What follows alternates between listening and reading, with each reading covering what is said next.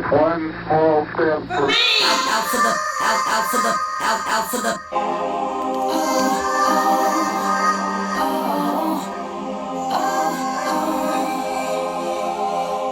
Hello everyone, welcome back to HWGO's Going On podcast, and today we're starting off with what I'm listening to.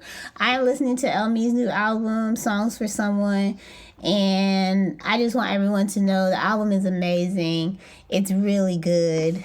Please listen to it. I knew from the first song, Moments, that it was going to be upgrade. Every album he's getting better and better and better and better and better, and he's able to produce such quality at such a high level. Like, there's nobody out there topping Elmi right now. No male R&B singers are topping him. And the fact that there's so many legend R&B singers really backing him, and real singers, male singers backing him and supporting him, that's amazing too, because they're yeah, that's talent right there. He's an entertainer. That's what he does. And so there's just no one that's going to be able to top him right now. If you want male R&B where they're singing, go ahead and get your Elmine out there. Elmine, Elmine. Go ahead and get your album. Go ahead and get that Songs for Someone album. Anyway, going into this episode, we're discussing the psychological benefits of cooking by Robert Castellano, MS. Evidently, cooking is beneficial to your mental health and emotional health. At this point, eating out is neck and neck with buying and cooking food at home, well, financially wise. I feel like cooking at home can cost you time in preparing, buying, and cleanup. So, maybe not. Anyway, cooking can influence and provide mindfulness by providing you with being present and allow multiple senses to be activated.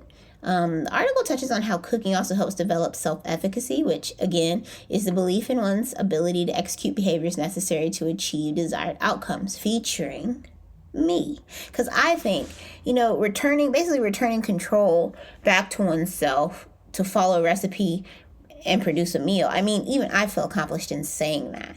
Cooking can also enhance creative expression. And when I think about this, I think about my first time making chili and how I had the gist of it and then got creative with the rest, such as adding hot sauce to my chili and peppers and onions and stuff like that.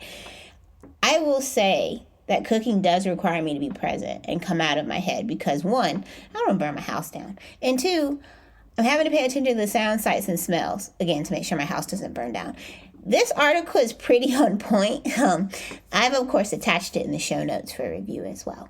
I'm happy and grateful for building my cooking abilities. I didn't always used to cook or like to cook, and it was because I was afraid of trying. But with a little motivation from my chef friend and Pinterest, I began to find easy recipes and try to recreate them at home. I think the first thing I made was poke bowls.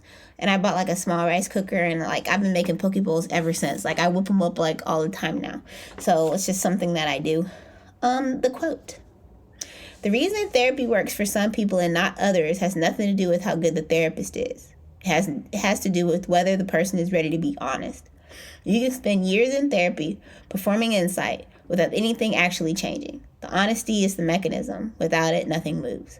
This quote is accurate AF. The part of therapy that no one talks about as much is how you have to reopen wounds and poke around in them and find insight from them. And while doing so, you may realize that you're the problem or you were the problem in that situation. Or you may be responsible for causing the wound with which you have to have. And in that realization, some people may choose to excuse themselves as being the problem and justify their wrongs. But to me, we can't do that if we want to progress further than just being hurt and a victim.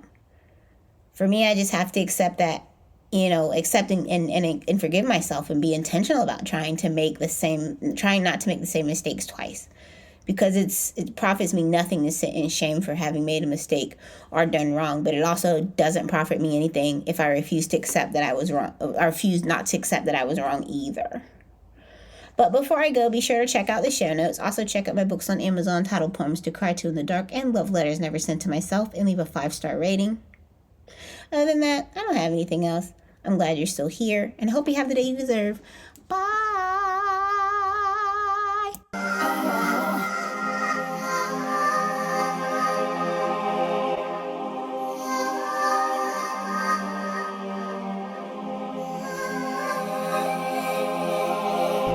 One giant leap